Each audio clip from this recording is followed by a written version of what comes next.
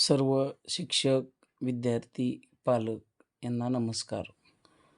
नुकतीच NMS exam 28 डिसेंबरला पार पडलेली आहे. 28/12/2025 आणि बऱ्याच विद्यार्थ्यांचं, शाळेंचं देखील विचारणं होत आहे की सर यावर्षी मेरिट किती लागेल, मेरिट किती लागेल?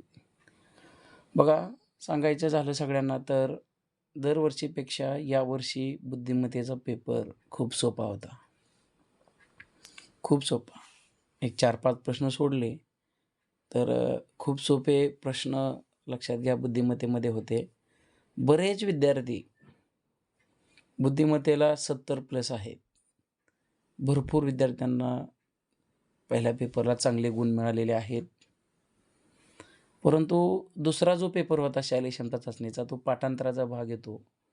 मुलांना काही विद्यार्थी असे आहेत की मॅथला 72-75 आहेत आणि दुसऱ्या पेपरला 40-42 असे सुद्धा मार्क आहेत, लक्षात घ्या. दुसऱ्या पेपरमध्ये सुद्धा गणित खूप सोपं होतं आणि बाकीचे जे विषय होते त्यातले प्रश्न थोडे विचार करून सोडवण्यासारखे होते. त्यामुळं ते प्रश्न मेरिटसाठी लक्षात घ्या खूप महत्त्वाचे ठरणार आहेत.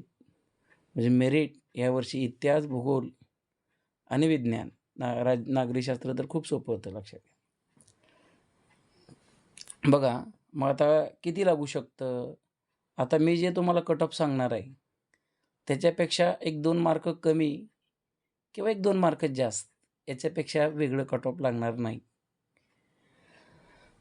बघा, आपण आता बघूया सोलापूर जिल्ह्याचं आपण कट ऑफ बघतोय.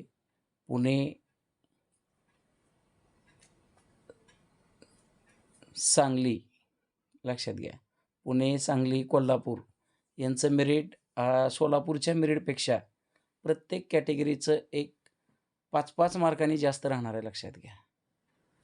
पुणे, कोल्हापूर आणि सांगली जिल्ह्याचं एक 4-5 मार्कांना जास्त मेरिट राहील प्रत्येक कॅटेगरीचं.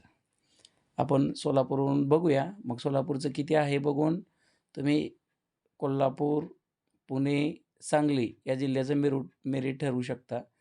धाराशिवचं कमी राहणार आहे. धाराशिवचं आपल्या सोलापूरपेक्षा सुद्धा खूप कमी मेरिट राहणार आहे. धाराशिवचं -5 एवढं कमी राहणार आहे, लक्षात घ्या. बघा, आता आपण बघूया. तत्पूर्वी सगळेच प्रश्न लक्षात ठेवा. या 560 पेजेसचं हे पुस्तक आहे. या पुस्तकातून सॅट आणि मॅटचे सगळे त्या टाईपचे प्रश्न आले होते आणि सॅटचे संपूर्ण 7वी तुम्हाला जर 2025ची आवृत्ती तुम्ही बघितली तर 7वीतले सुद्धा सगळे प्रश्न तुम्हाला या बुक्समध्ये सापडतील, लक्षात घ्या. बघूया आपण आता प्रत्यक्षात आपण कट ऑफ बघूया.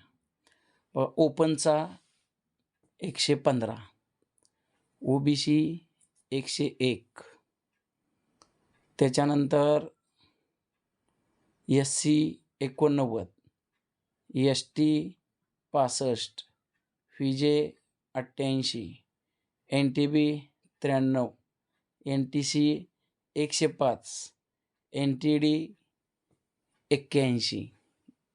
बघा, अशा पद्धतीनं ह्या वर्षीचं कट ऑफ लागू शकतं.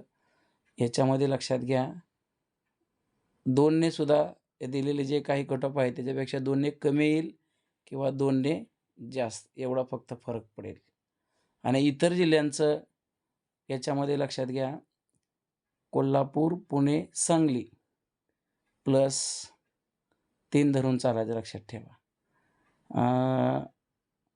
ओके, सगळ्या विद्यार्थ्यांना कट ऑफ लक्षात आला असेल. सगळ्यांना चांगले गुण आहेत. अंतिम उत्तरपत्रिका येईपर्यंत त्यावेळेस तुम्हाला तुमचे गुण अंतिम लक्षात येतील आणि त्यानुसार पुन्हा रिझल्ट असतो आणि रिझल्ट लागल्यानंतर परत मेरिट यादी लागते. शक्यतो मेरिट अशाच पद्धतीने लागेल किंवा याच्यापेक्षा थोडं कमी लागेल आणि बऱ्याच विद्यार्थ्यांचं मेरिट यादीमध्ये येण्याचं स्वप्न पूर्ण होईल. धन्यवाद.